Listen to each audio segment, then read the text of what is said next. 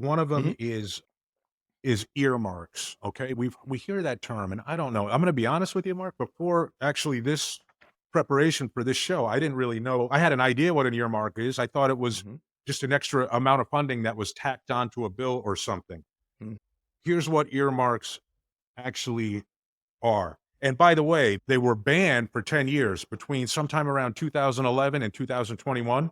Our politicians actually said, no, we're not going to allow this anymore. It's gotten too out of control. And then, of course, in 2021, it came back. And I'll talk about some of the controls that are in place, but really what they are.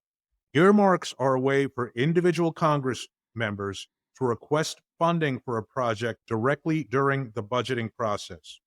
Generally, during the budgetary process, our politicians will decide how funding is allocated to different entities in the federal government.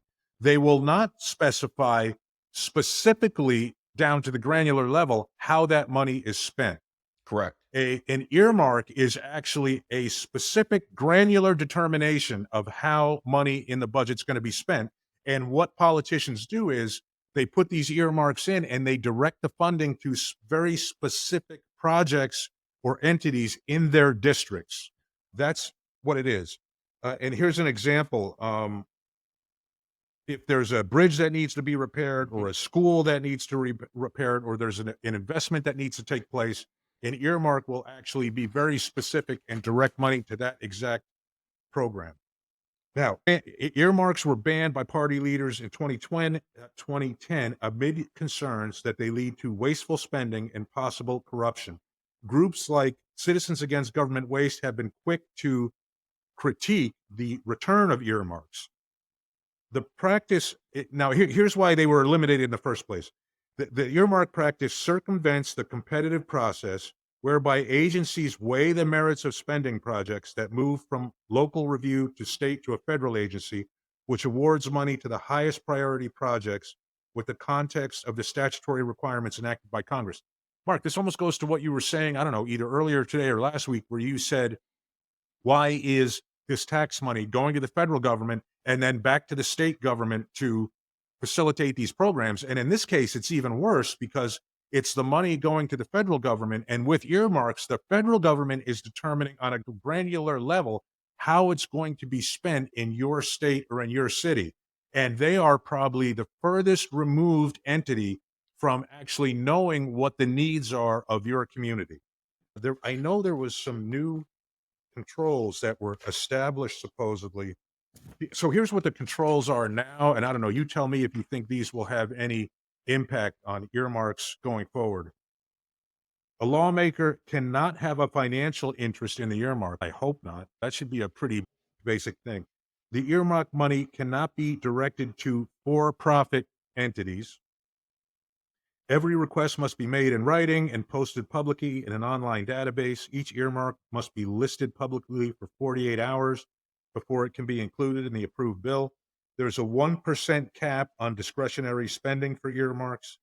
GAO, that's the Government Accountability Office, is Mhm. required to audit a sample of enacted congressionally directed spending items and report its findings to Congress. I Yeah, don't know, it's earmarks. What do you think, Mark? Dangerous well, I thing to think bring that's a that back? dangerous process. The problem is, from a practical point of view, Bill, is that if you are an elected official, you're in Congress, and this is a reality historically that this person over here is going to lobby harder than you to get money to get sent back to their district, back to their constituents.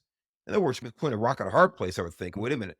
Is all the money going to go all these other states, earmarks, things like that? I need to get something back to my state, understandably, and that you get caught up in doing this whole thing and being part of the problem. I'm not an expert on this, but I have read enough of this and been in government enough to know this. Is that one of the things you talked about in there about it has to go to a not for profit Mhm, entity. mhm. When we're talking about when you're talking about big projects in a state, there is never a time when there's no not for profit entity involved because we'll take, for example, let's take a transportation agency in a given state. Let's just put it that way. Any state, okay? Right, of Highway. course. Right. They don't build anything. They contract to. Uh-huh. construction companies to build it. And I can guarantee you that those construction companies that build highways are always lobbying to, hey, here's why we're the best. Here's why we can do it. And by the way, and here's why, just so you know, we should build another highway here, things like this. There is always a profit motive in the mix when federal or any government dollar is floating around the atmosphere. There's always a for profit entity involved in the process. So it's just never a clean process whenever the federal government gets involved in doing anything. And by the way, there are a lot of necessary things the federal government should be doing or have to do. There are things that are specific in the Constitution. One is the military. It's probably the Mhm. easiest one to articulate, the easiest example to give.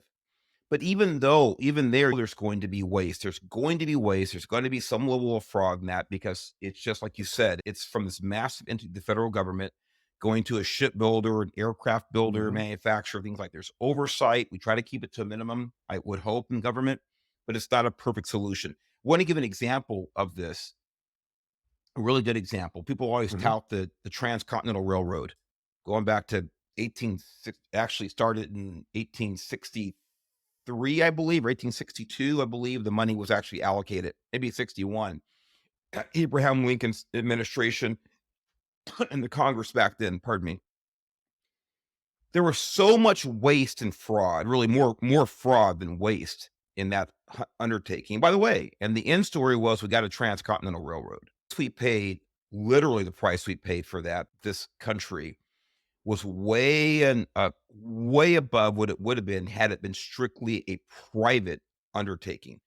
It may not even happen as quickly as it did. I don't know. May have Mhm. happened quicker. But the point is, the way that those shot callers, the owners of those respective railroads, committed fraud against the federal government could take up two of our shows, what they did. And whenever we can keep government out of the private sector, boy, it's going to save money in the long run. So earmark in, it's a little bit out of my wheelhouse. Line out on veto was another thing that's related to that.